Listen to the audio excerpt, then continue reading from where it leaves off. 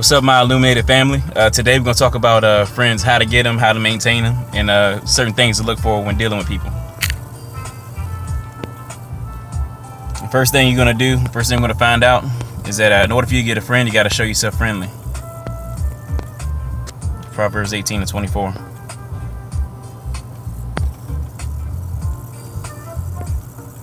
It's Proverbs chapter 18, verse 24. It says, "A man that hath friends must show himself friendly.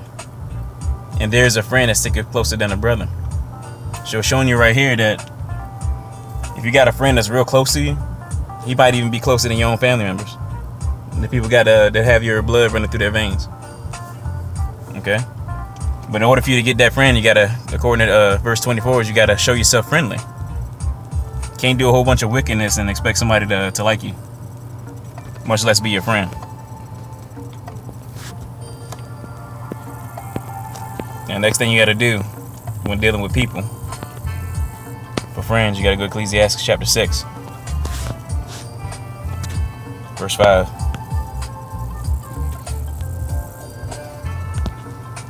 It's Ecclesiastes chapter 6, verse 5. It says, "Sweet language will multiply friends, and a fair-speaking tongue will increase kind greetings." 6. "Be in peace with many, nevertheless have but one counselor of 1,000. And this is something that a lot of people neglect when they want to call people their friends. It says, "If thou wouldest get a friend, prove him first, and be not hasty to credit him." Now, if we actually held on to this understanding right here, then this would prevent a lot of heartache with our friends. Because the thing is, we might meet somebody that might show themselves cool the first couple times. But if something goes down where you make them mad, you know what I'm saying, or you offend them, which we shouldn't be doing anyway. But if you happen to accidentally offend them, you're going to see how that person really is. You're like, dang, this person was going off the whole time. I didn't know that. I didn't notice because this person presented themselves one way. And then as I got to know them, they were completely different. This reminds me of what the comedian Chris Rock once said. He said, when you first meet somebody, you don't meet them, you meet their representative. Right? So that's why it says, "If thou wouldst get us a friend, prove him first, and be not hasty to credit him." 8. It says, "For some man is a friend for his own occasion, and will not abide in the day of thy trouble." 9. "And there is a friend who, being turned to enmity and strife, will discover thy reproach." This happens a lot within like high schools. Sometimes it happen between two supposed friends. They might have secrets between each other, and one person makes the other person mad, and that person reveals a secret that the other person gave them. So strife will discover thy reproach. 10. It says again, "Some friend is a companion at the table, and will not continue in the day of thy affliction. But in thy prosperity he will be as thyself, and will be bold over thy servants." It says, "If thou be brought low, he will be against thee, and will hide himself from thy face." And this is a problem that a lot of rich people run into. They're not able to discern like who's their real friends and family. Is this person just simply around because they like me, or are they around because of the amount of money that I have? So the main thing to take from Ecclesiastes or Sirach chapter 6 is that before you get a friend, you got to prove them first. Okay, let's go somewhere else.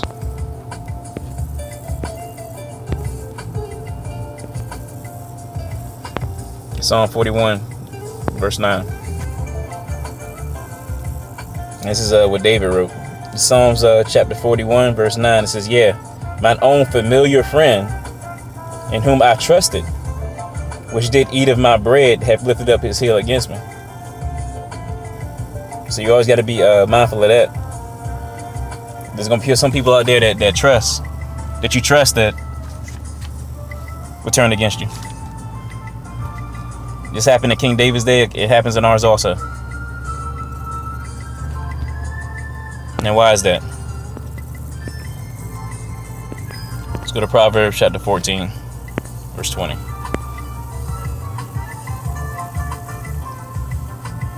Proverbs chapter 14, verse 20, it says, the poor is hated even of his own neighbor, but the rich have many friends. So the thing is, like I was saying earlier, and what you're going to find out is some people only going to be a friend at the dinner table.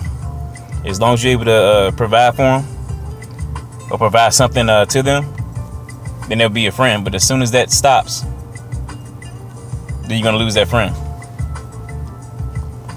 And people have friends for different reasons. You know what I mean? You got some friends that will help you out. You know what I'm saying? When you need something, whether it be financial or sometimes educational, sometimes just strictly for entertainment. Right?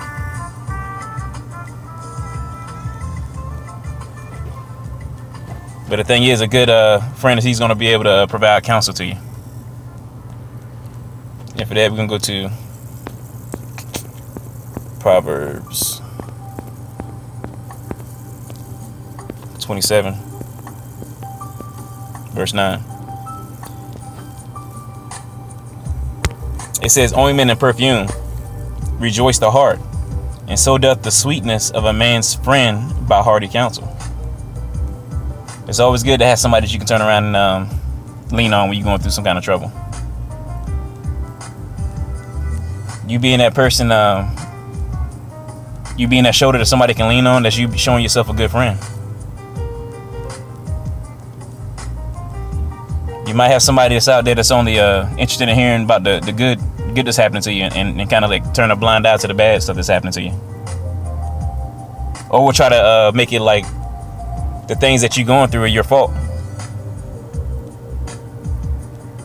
But you got to remember that a friend is going to provide good counsel. He's going to give you advice. He's going to get you out of your situation. He's not going to put you down or tell you that the reason that you're in your situation is because of your own fault, because it's something that you did. Right? Because according to the scriptures, friends, they're strong defense. Let's go back.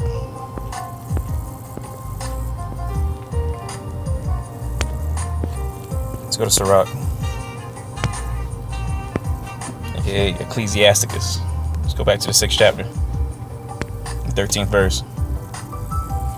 Now, if you have somebody that's not going to provide a good counsel, you got to separate yourself from them. Ecclesiastes chapter 6, verse 13, it says, separate thyself from thine enemies and take heed of thy friends. 14, it says, a faithful friend is a strong defense, and he that hath found such a one hath found a treasure. Now, how is a faithful friend a strong defense? It's like I just told you that a good friend, a true friend, he's going to provide the counsel that you need to help you succeed. It might not just be counsel also, but it could also be monetary goods if he got it. He'll look out for his brother, help you out. You know what I mean? Your car might break down one day. You might need a ride. And you can be that dependable friend that's going to be able to help him out through whatever he's going through. But you know what? Part of being a good friend is not giving them bad counsel, counsel that's not going to benefit them. Like me, if one of my brothers are dealing with an issue and I'm not able to help them out, then I point them to the right direction of somebody that actually can give them those things. That's part of being a good friend also. Okay, it's Ecclesiastes chapter 6, verse 15. It says, nothing doth countervail a faithful friend, and his excellency is invaluable. A faithful friend is the medicine of life, and they that fear the Lord shall find him.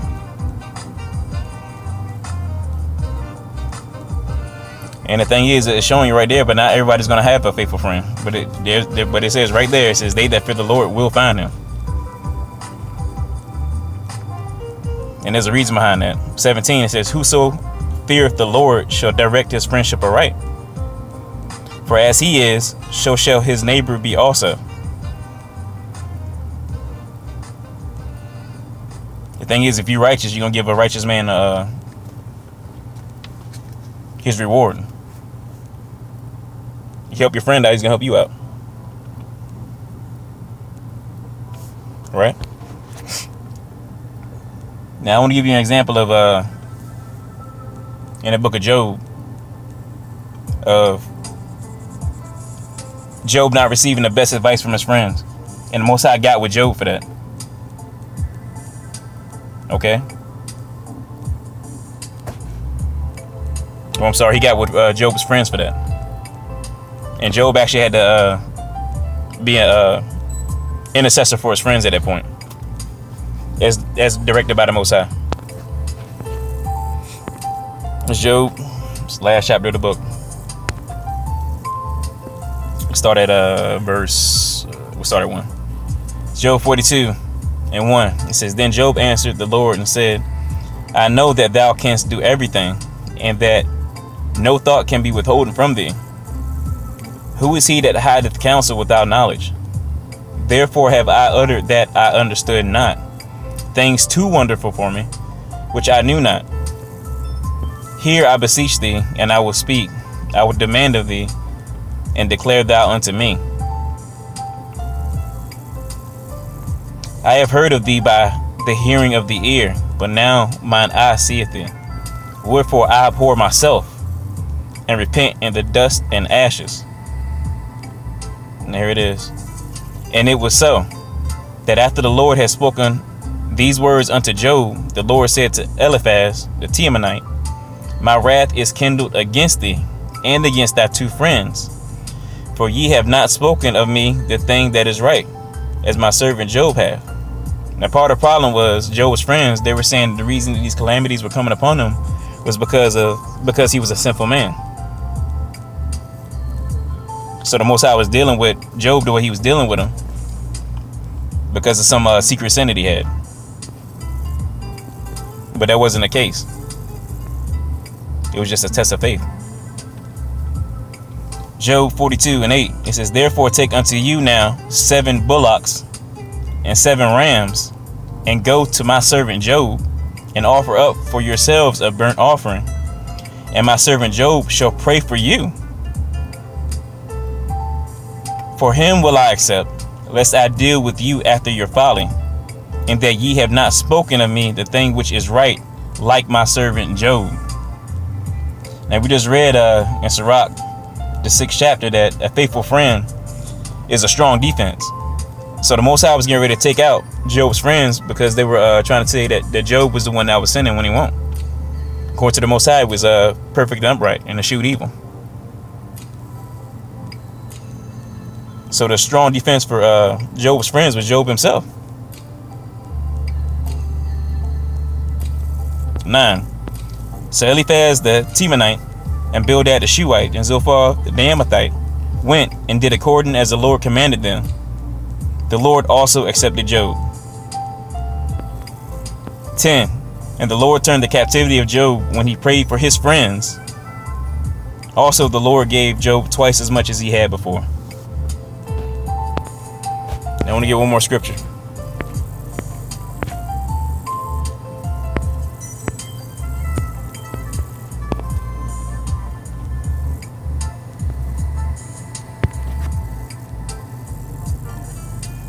Another thing you don't want to do is you don't want to offend your brother. It says a brother offended is harder to be won than a strong city.